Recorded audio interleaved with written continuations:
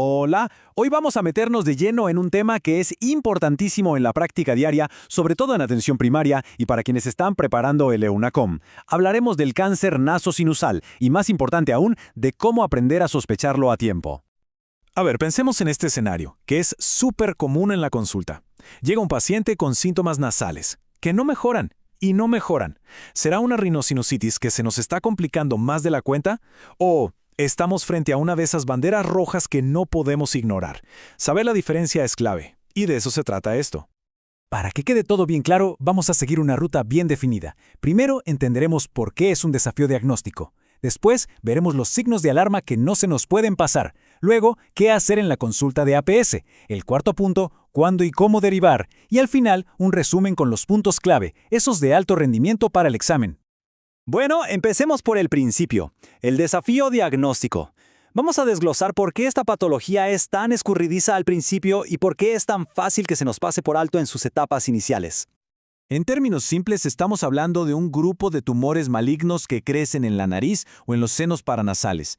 ¿Y cuál es el gran problema? El gran problema es que al principio sus síntomas son prácticamente un calco de una rinosinusitis crónica común y corriente. Esto, lamentablemente, hace que la consulta se retrase y por lo tanto el diagnóstico también. Ahora, si miramos qué tipos de tumores son, la cosa es bastante clara. El carcinoma espinocelular, que también llamamos SEC, es el protagonista absoluto. Se lleva casi el 80% de los casos. Mucho más atrás vienen otros, como el adenocarcinoma, que tiene una historia interesante ligada a ciertas exposiciones laborales. Y si hablamos del carcinoma espinocelular, el factor de riesgo número 1, pero por lejos, es el tabaquismo. Pero ojo, que no es el único. En la anamnesis, siempre hay que preguntar por exposición a polvo de madera o de cuero, que se asocian al adenocarcinoma, o si hay antecedentes de BPH o de radioterapia en la zona de cabeza y cuello. Bien, entonces, ¿cómo empezamos a sospechar? Esta parte es, sin exagerar, la más importante. Aquí están las pistas clínicas que nos van a ayudar a separar lo que es una patología común de algo que podría ser mucho más grave. Mucha atención a una palabra que se repite aquí como un mantra. Obstrucción nasal unilateral. Rinorrea unilateral. Epistaxis unilateral. Dolor facial unilateral. La aparición de cualquier síntoma nasosinusal que afecta a un solo lado y que además no se pasa con el tiempo, esa es la bandera roja más grande y brillante que vamos a encontrar. Si hay algo que tiene que quedar grabado a fuego de toda esta revisión, es esto, la combinación de unilateralidad y persistencia. Un cuadro clínico que no es bilateral, que no es de los dos lados y que no mejora, es sospechoso hasta que no demostremos lo contrario. Muy bien, ahora a lo práctico. Tenemos un paciente con estos signos de alarma en la consulta de APS. ¿Qué hacemos? ¿Cuáles son los pasos a seguir? En atención primaria, nuestro enfoque es súper directo y se basa en dos pilares fundamentales. Primero, una historia clínica dirigida, bien enfocada. Preguntar específicamente por la lateralidad, por la duración de los síntomas y por los factores de riesgo que ya vimos. Y segundo, un examen físico completo, a conciencia. Y cuando digo examen a conciencia, me refiero a que no basta con mirar por encima. Hay que hacer una rinoscopía anterior buscando masas, alguna úlcera, pólipos que se vean raros. Hay que palpar la cara, palpar el cuello buscando masas o adenopatías. Y muy importante, evaluar la función de los pares craneales, sobre todo del segundo al séptimo.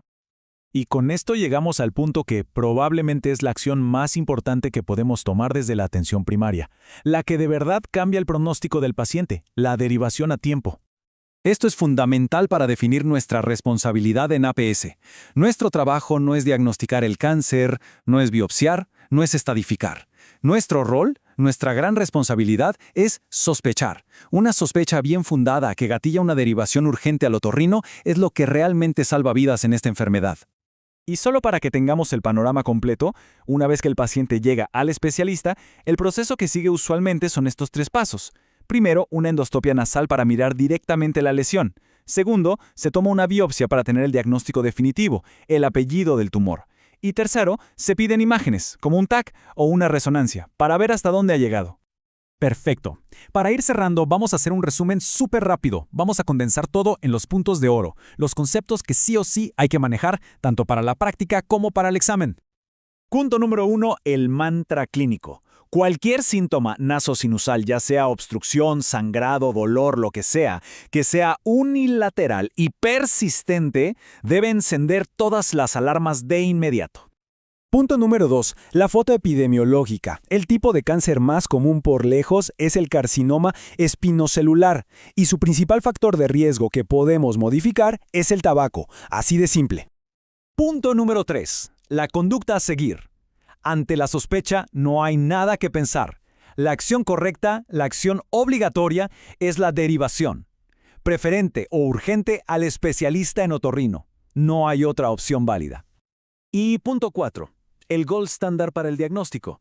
Aunque esto no lo hacemos en APS, tenemos que saber que la confirmación final se obtiene mirando con un endoscopio y analizando una biopsia de la lesión. Para terminar, les dejo esta pregunta. Frente a un síntoma nasosinusal unilateral y persistente, ¿cuál es el próximo paso? Si la primera respuesta que se viene a la mente es derivar urgente a otorrino, entonces el objetivo de esta revisión está más que cumplido.